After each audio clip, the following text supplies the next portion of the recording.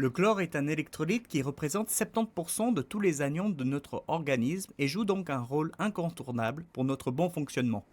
Malgré cette place importante dans notre corps, cet électrolyte a la particularité d'être généralement placé en deuxième plan lors de l'établissement d'un diagnostic médical par rapport à l'équilibre acido-basique et la régulation des fluides.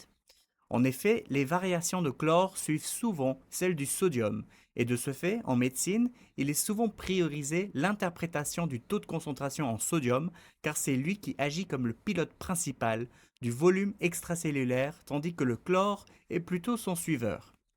Cependant, malgré cette position secondaire, le chlore est physiologiquement impliqué dans de nombreuses fonctions cellulaires, dont la fonction immune, la vasomotricité artérielle, la coagulation, la contraction musculaire, la régulation du volume cellulaire, l'excitabilité neuromusculaire, la fonction endothéliale et la régulation de l'équilibre acido-basique et électrolytique.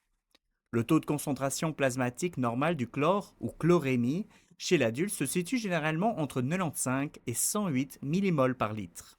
Une valeur en dessous de 95 millimoles par litre indique une hypochlorémie, tandis qu'une valeur au-dessus de 108 millimoles par litre indique une hyperchlorémie. Les manifestations cliniques de l'hypochlorémie incluent des crampes, une faiblesse musculaire, une confusion, une agitation, des maux de tête, une hypotension, des arythmies ainsi que des signes digestifs tels que des nausées, des vomissements ou de la diarrhée. L'hypochlorémie peut aussi signifier la présence d'une alcalose métabolique et peut se manifester par une bradypnée et une respiration superficielle, qui est en fait une réaction du corps tentant de rééquilibrer le pH sanguin en essayant de garder le maximum de CO2 possible à l'intérieur du corps. En effet, le CO2 a la capacité de faire baisser le pH grâce à son composé acidifiant. Les manifestations cliniques de l'hyperchlorémie, quant à elles, incluent une polydipsie, une oligurie, une asthénie, une faiblesse musculaire, des spasmes, une hypertension artérielle ou des troubles du rythme cardiaque. L'hyperchlorémie peut aussi signifier la présence d'une acidose métabolique et peut dès lors se manifester par une polypnée, c'est-à-dire une respiration rapide et profonde.